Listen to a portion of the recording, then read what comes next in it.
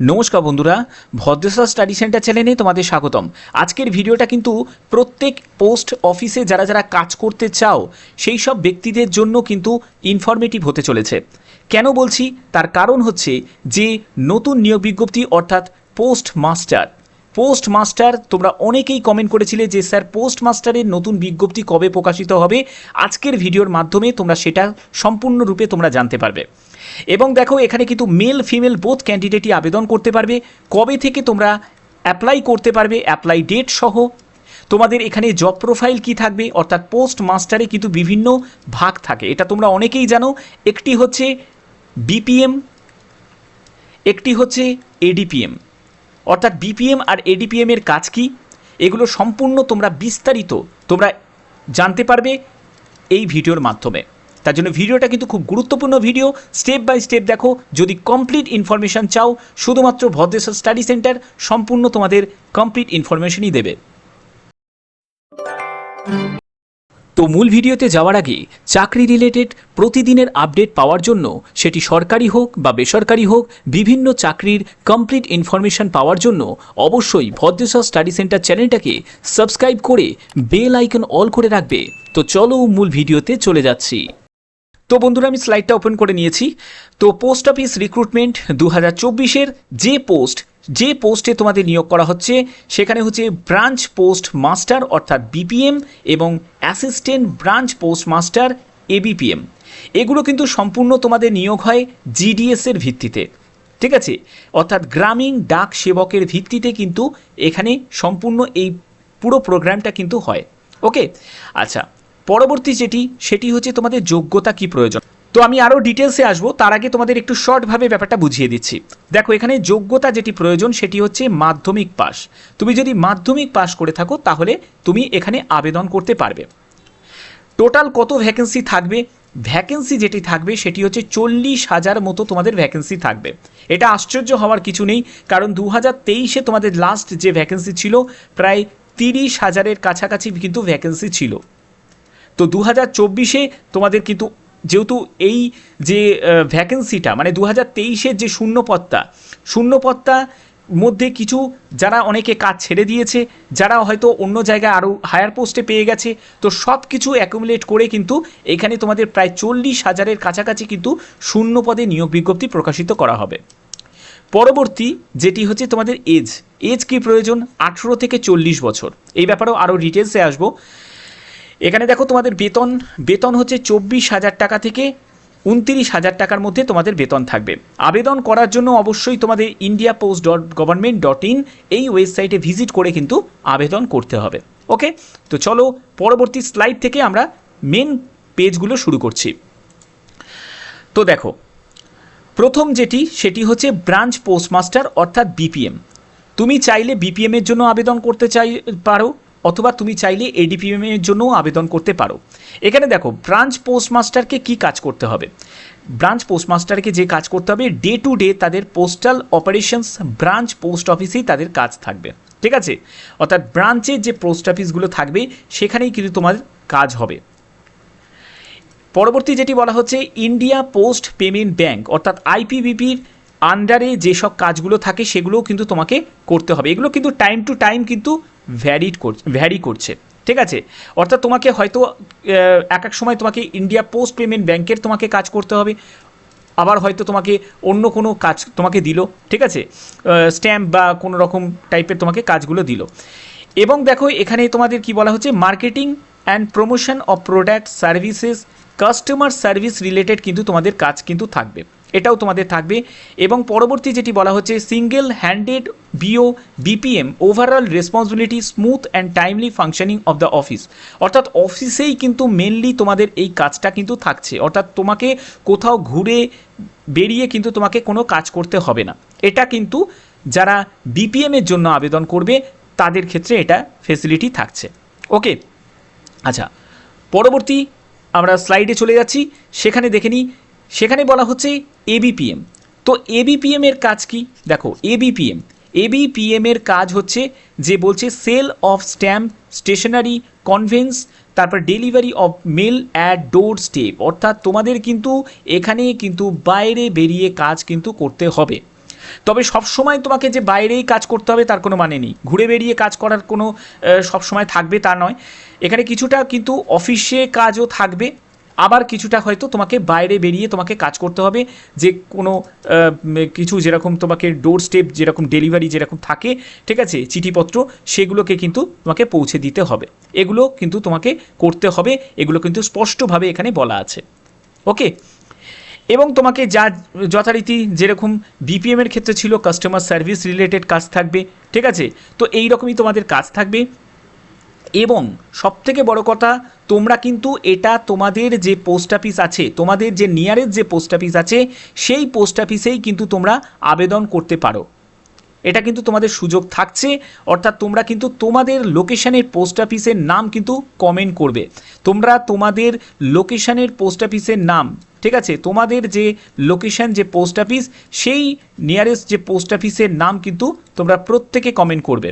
ওকে, আচ্ছা, পরবর্তী চলে যাচ্ছি স্লাইডে। সেখানে যেটা বলা হচ্ছে সেখানে বেতন কত টাকা থাকবে। দেখো, বিপিএম অর্থাৎ ব্রাঞ্চ পোস্টমাস্টারের ক্ষেত্রে তোমাদের বেতন যেটা থাকবে 12,000 টাকা থেকে 29,380 টাকা, অর্থাৎ 12,000 টাকা তোমাদের স্টার্টিংয়ে থাকবে, তারপরে সেটা কিন্তু তোমাদের ইনক্রিমেন্ট হয়ে 29,380 টাকা মতো থাকবে। এরপরে হচ্ছে এবিপিএম বা ডাক সেবক, ঠিক আছে, এখানে তোমাদের 10,000 টাকা থেকে 24,470 টাকার মধ্যে তোমাদের বেতন থাকবে। ওকে, আচ্ছা, পরবর্তী যেটি বলা হচ্ছে সেটি হচ্ছে তোমাদের এজ লিমিট হচ্ছে 18 থেকে 40 বছর। 18 থেকে 40 বছর কাদের ক্ষেত্রে, যারা ইউআর ক্যান্ডিডেট, যারা ইডাব্লিউএস ক্যান্ডিডেট তাদের ক্ষেত্রে 18 থেকে 40 বছর। তুমি যদি এসসি এসটি হও তাহলে তোমার এখানে আরও 5 বছর যুক্ত হয়ে যাবে, অর্থাৎ 18 থেকে 45 হয়ে যাবে।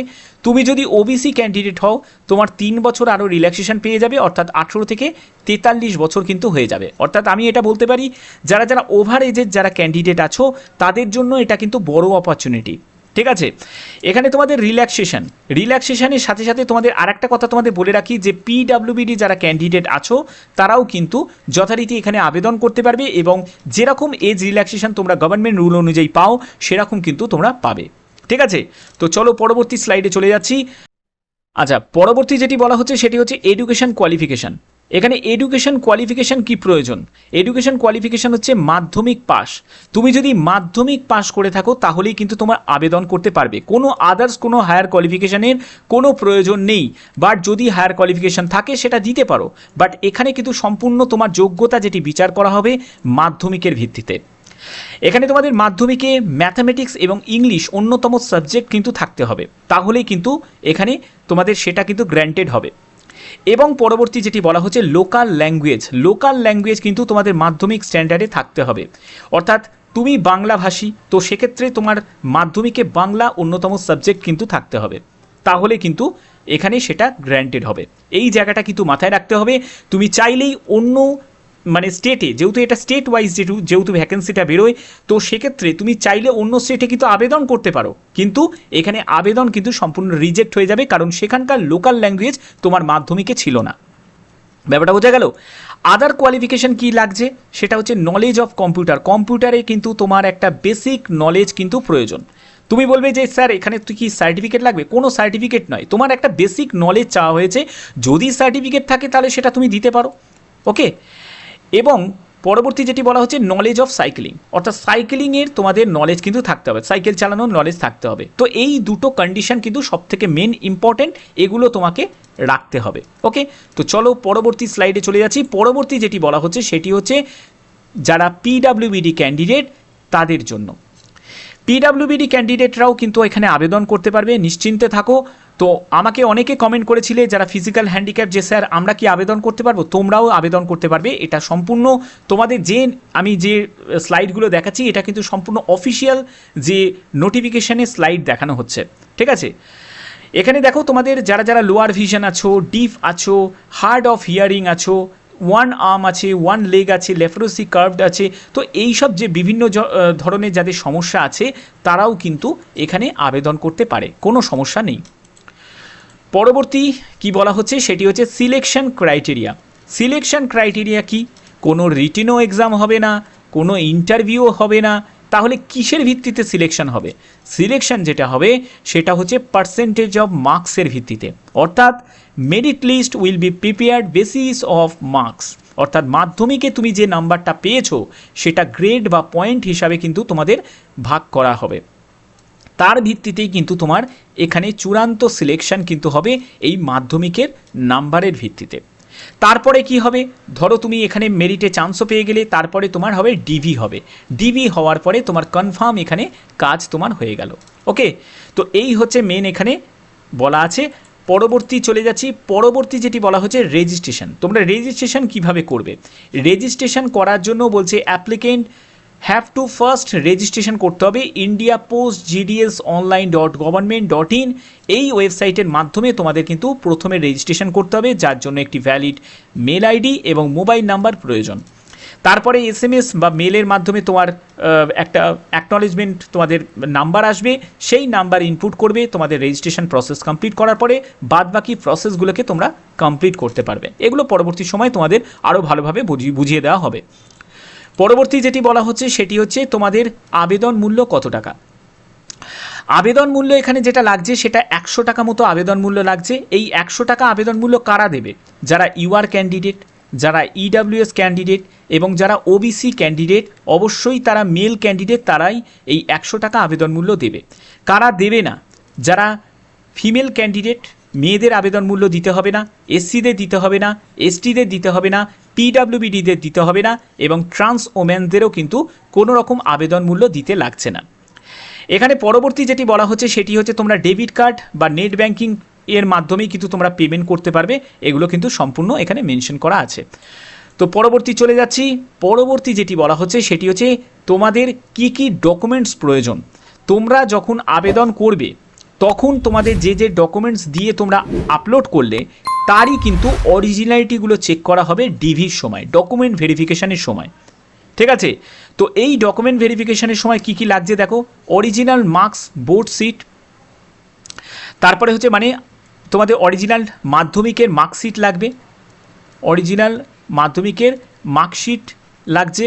তারপরে হচ্ছে তোমাদের কাস্ট সার্টিফিকেট লাগছে, তুমি যে কাস্ট থেকে বিলং করো না কেন সেটা একদম আপডেট করা সে কাস্ট সার্টিফিকেট তোমাদের দিতে হবে। PWBD যারা ক্যান্ডিডেট তাদের PWBD সার্টিফিকেট দেবে, ট্রান্সজেন্ডারদের তাদের সার্টিফিকেট দিতে হবে, ডেট অফ বার্থের প্রুফ সার্টিফিকেট দিতে হবে। দেখো, তার জন্য তোমাদের ডেট অফ বার্থের সার্টিফিকেটও দিতে পারো, অথবা তোমরা মাধ্যমিকের অ্যাডমিট কার্ডও কিন্তু দিতে পারো বা সার্টিফিকেটও দিতে পারো। ওকে, তারপরে হচ্ছে মেডিকেল সার্টিফিকেট, সেটাও কিন্তু তোমাদের কম্পালসারি। কেন মেডিকেল সার্টিফিকেট কম্পালসারি? তোমার শরীরে কোনো রকম কোনো সমস্যা আছে নাকি, বা কোনো রকম এমন কোনো রোগ আছে যেটাতে তুমি কাজটা ঠিকমতো করতেই পারবে না, তার জন্য কিন্তু একটা মেডিকেল সার্টিফিকেট চাওয়া হয়। যে মেডিকেল সার্টিফিকেটটা তোমরা গভর্নমেন্ট কোনো হসপিটাল, গভর্নমেন্ট কোনো প্রাইমারি হেলথ সেন্টার সেখান থেকে কালেক্ট করে নিতে পারবে। ঠিক আছে, এটা কিন্তু কম্পালসারি আছে। সেটা কিন্তু এখন লাগবে না, সেটা যখন ডিভি হবে তখন কিন্তু লাগবে। ব্যাপারটা বোঝা গেল? এরপরে হচ্ছে সব যাবতীয় যা অরিজিনাল তোমার ডকুমেন্টস আছে সব কিছু তুমি সঙ্গে করে নিয়ে যাবে, এবং দুটো সেট হচ্ছে তোমাদের self attested photocopy of documents কিন্তু নিয়ে যাবে, মানে জেরক্স কপিও তোমাদের নিয়ে যেতে হবে সেলফ অ্যাটেস্টেড করে। তো এই হচ্ছে তোমাদের কমপ্লিটভাবে ব্যাপারটা তোমাদের বুঝিয়ে দিলাম। তো এখানে তোমাদের কবে থেকে তোমরা নোটিফিকেশান দেখতে পাবে? দেখো, নোটিফিকেশানের ব্যাপারটা তোমাদের আগেই আমি তোমাদের বললাম, জিডিএসের জট খুলে গেছে বলতে গেলে, কারণ অফিসিয়াল নোটিশ জারি করে দিয়েছে যে যাদের 2023-এর যে মানে যাদের যাদের ডিভি এখনও পর্যন্ত পেন্ডিং আছে, ঠিক আছে, ডিভি পেন্ডিং আছে, তাদের ডিভি কিন্তু ক্লিয়ার হয়ে যাবে। ঠিক আছে, 31শে মের মধ্যে পুরো টাইমলাইন বেঁধে দেওয়া হয়েছে। তো 31শে মের মধ্যে যদি টাইমলাইন বেঁধে দিয়েছে তো সেক্ষেত্রে 2 থেকে 3 মাস লাগবে বাদবাকি আরও প্রসেস যেগুলো আছে সেগুলো কমপ্লিট করতে। অর্থাৎ তোমরা এক্সপেক্টেড ধরে রাখতে পারো তোমাদের কিন্তু আগস্ট মাসেই তোমরা নতুন নিয়োগ বিজ্ঞপ্তি তোমরা দেখতে পাবে, যেখানে প্রায় 40,000 মতো শূন্য পদে তোমাদের নোটিফিকেশান প্রকাশিত হবে। তো আশা করি তোমরা এই ভিডিওর মাধ্যমে একদম কমপ্লিটভাবে তোমরা ইনফরমেশান পেয়েছো। আর কোনো ইনফরমেশানের আদার্স কোনো কিছু দেখার প্রয়োজন নেই।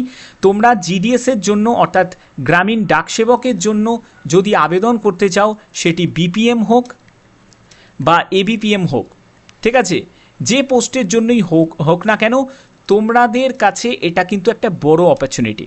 তোমাদের কাছে এটা বড় অপরচুনিটি, যারা স্পেশালি যারা ওভার এজেজ ক্যান্ডিডেট, যাদের বয়স পেরিয়ে গেছে, তাদের জন্য এটা বড় সুযোগ আসতে চলেছে। এবং এটা কনফার্ম যে 2024-এই তোমাদের এই সুযোগটা কিন্তু আসবে, কারণ প্রতি বছরই কিন্তু 2023-এ বেরিয়েছিল, 2024-এও কিন্তু হিউজ ভ্যাকেন্সি নিয়ে তোমাদের গ্রামীণ ডাক সেবকের বিজ্ঞপ্তি প্রকাশিত হবে।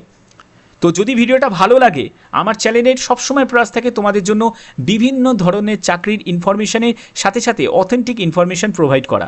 তো যদি ভিডিওটা ভালো লাগে, অতি অবশ্যই ভিডিওটাতে একটি লাইক করবে, চ্যানেলটাকে বেশি করে কিন্তু শেয়ার করবে এবং সাবস্ক্রাইব করে অবশ্যই বেল আইকন অল করে রাখবে, কারণ এরকমই নতুন নতুন চাকরির নোটিফিকেশন তোমাদের কাছে সবার আগে চলে যাবে। তো এখনের মতো এটুকুই, টাটা।